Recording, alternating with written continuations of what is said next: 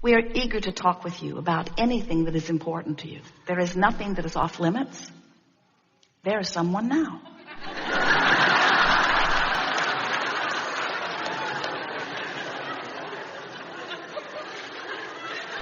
You will notice a perfect unfolding, because you have to know that this meeting has assembled long before you dragged your physical bodies here.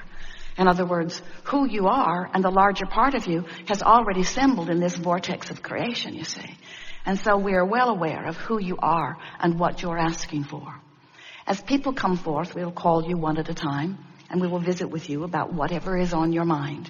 It is our powerful intention to assist you in getting into the proximity of this vortex of creation. Because if you are not somewhere near the solution that you seek, you won't hear our answer, even though it will be brilliant. You have to be in the vibrational vicinity of what you're reaching for, which means in many cases, you have to distract yourself from what's been bothering you. Because do you know, the vibrational frequency of a question and its answer are very different frequencies. The vibrational frequency of a problem and a solution are very different frequencies. And so we want this forum to be an opportunity for you to listen and feel and come into vibrational concert with who you really are, which means we're going to do our best to distract you from the vibrational patterning of what's been holding you apart from who you are. We want you in the vortex. That's where you belong. But we don't ever want to imply that you should just get in there and remain in there. You'd have to croak to do that. You came forth in physical form with the distinct intention of exploring contrast for the purpose of expansion, for the purpose of joyous expansion. Not one of you said, I'll go forth and I'll struggle and strive and I will launch rockets, but I won't go. I'll just stay there in my lackful, mournful, complaining existence. And I'll sacrifice the joy that could be mine for the good of others. Not one of you said that. Every one of you said, I'll go into natural contrast and from it I will choose. And once the choice is made and the larger part of me gives undivided attention to the choice, I will too.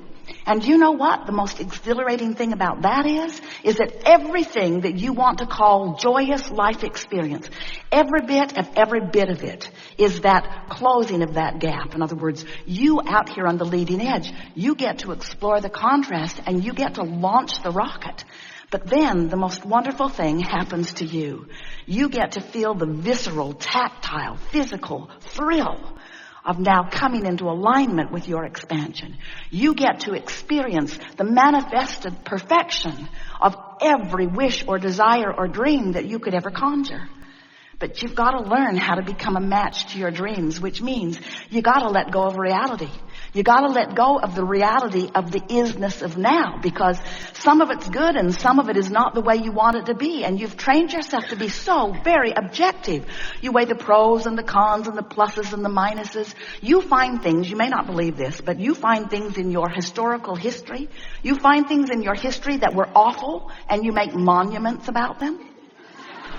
And then you drag your blessed new little ones down the long, awful trail of all of that history. As your children are born, you say, I've been here longer and I know how bad it can be. You're fresh and new and naive, but I see it as my job to change that as quickly as possible. A lot of bad things have happened to me and I've written them all down here. And a lot of bad things that haven't happened to me have happened to other people. I've written them all down too. And so now I will help you guard yourself from all of these unwanted things.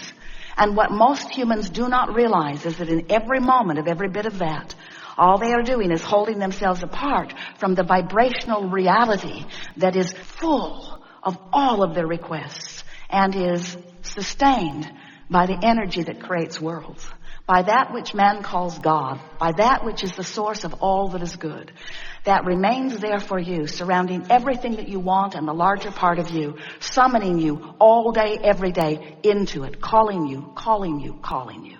And when you answer that call, when you move in the direction of that, you feel the relief of releasing the resistance. With every particle of resistance that you release, with every bit of movement toward who you really are, you feel yourself blossoming and blooming and becoming that being that you have already become, vibrationally speaking. So when we tell you you are vibrational beings, how does that set with you? Are you all right with that? When we tell you that you are source energy in a physical body, does that sort of kind of make sense to you? When we tell you that you're exploring contrast and that the contrast helps you to choose, do you get that?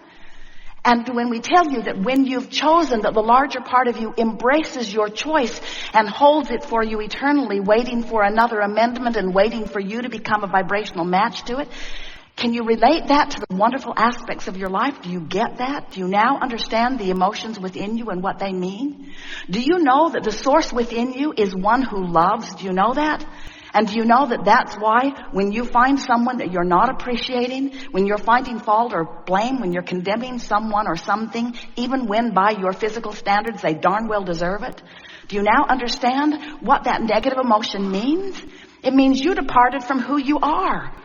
Source says you have the free will to do that, but you're not ever going to feel like you really feel when you hate, because you are a lover. The larger part of you loves. And when you don't love, you're not who you are. And there is a separation that you can feel in your solar plexus that feels like hate or anger. When you are afraid, do you know that it does not mean that you're receiving a warning bell that says there's danger? Do you know that when you're afraid, what it means is you have thought about something and therefore activated a vibration and therefore established a vibrational pattern of such separation from who you are that that empty, awful feeling that you call fear simply means your thought is not in sync with who you are. You're draining yourself. Draining isn't the right word. You are disallowing the refueling, the refilling of who you really are. So, this gathering, we call it the art of allowing, the art of figuring out how to allow myself in my physical form to be that which the source within me has become as a result of my exposure to this contrast here and now. Do you see how it all fits together? There are no words to convey to you the appreciation that we feel from this non-physical vantage point for the leading edge work that you all are doing. We want to assure you that your future, that the future of this planet, that the future of all that you know as physicality, it is magnificently laid out before you. And when you find something to fuss and worry about, the most significance that that has is that for you, right here, right now, you prevent yourself from being the full being that you really are. And here is the most significant thing that you will hear from us this day or ever. That negative emotion that you feel simply means that you are not keeping up with you. You are not keeping up with who you have become as a result of the life that you've been living. So, what do you want to talk about? Some things. So it's rather easy to be here in your physical body and to get yourself vibrationally separated. That's really too strong a word. But pinched off from the fullness of who you really are. Your emotions let you know how you're doing in that regard. Your emotions let you know in every moment that you are consciously aware of the vibrational relationship between the non-physical source energy part of you and the thought that you are thinking right here in this moment. So here is how it works, and we're just briefly going to give this to you. We want this to be something that you significantly understand, and all day long we'll bring you back to this realization, because an acceptance of the reality of the whole that is you is necessary before you can be the joyous, creative being that you have come forth to be. So before you came into this physical body, you were non-physical energy, and a part of that consciousness came forth into the personality that you know as you.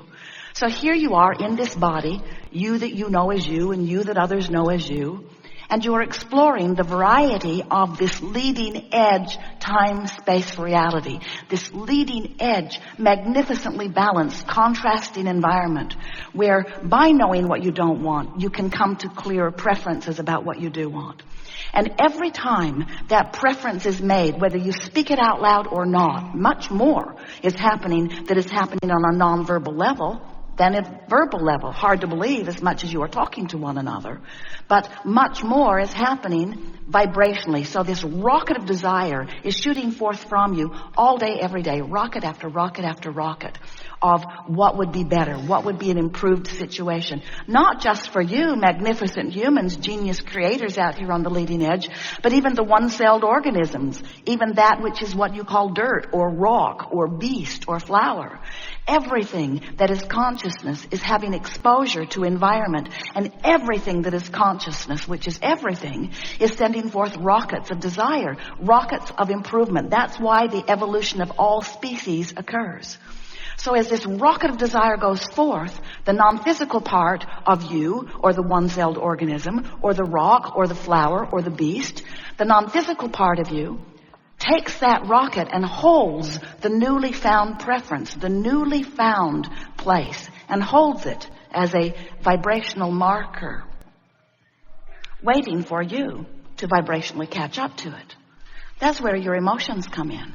When life is giving you the experience of not enough of something you want, not enough money, for example, you're asking for more. In fact, we've been watching you. You're asking and asking and asking and asking and asking and asking and asking. And there is a veritable fortune amassed for you, vibrationally speaking, in what we are calling this vortex of creation. This is a vibrational reality that precedes all things that you call your manifested reality. Sometimes our physical friends are annoyed as we wave arms around and describe this vortex of creation, this vibrational reality. They just say, "Show me the money, Abraham." I want to believe you that airy-fairy stuff is real, but what I really want is the tangible evidence. And we want you to understand that once you've launched the rocket and once the source within you has acknowledged it and is holding to it, that there is a vibrational reality that is valuable. It's an escrow that you can count on. But you have to be a vibrational match to what you're asking for. And often, even though you want to be, you're not. You beat the drum of not enough money, and as you do, you're asking for more and asking for more, because whenever there's not enough, you are asking for more. And so Source is tending to and holding this fortune. And here's the thing that we really want you to understand. In this vortex of creation, where the larger part of you dwells, where law of attraction is assembling all cooperative components, that is the key reference for you to take away from this gathering. All cooperative components have already been assembled for the manifesting of all things that you are asking for. But the question that we want you to become aware of as you are here in this workshop today, we want you to ask yourself, am I in my physical form a cooperative component? And the answer is often you're the only uncooperative component. Because you're still beating the drum of I don't have enough, I don't have enough, I don't have enough. And you know why that is? Because your awareness of your reality has your nearly undivided attention. You're so busy looking at what is that you've forgotten that what is was only and will only ever be the bouncing off place for this vortex of creation where all things are happening. So what happens as you live your life just like you knew you would? The contrast helps you to do step one. Step one causes you to ask, and you do it all day, every day. You cannot turn that asking off. The entire universe is established to provide for you and everyone else you know this opportunity to continue to expand and evolve, even if you are a one-celled organism. So you're asking. And Source is not just answering. Source is literally becoming the vibrational equivalent of what you are asking for.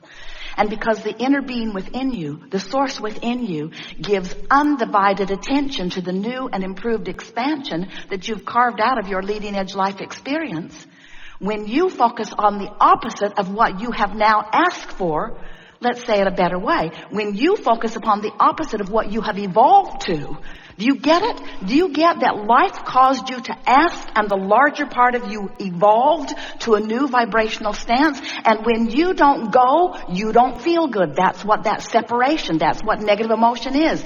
That's what the tug of war within you often is.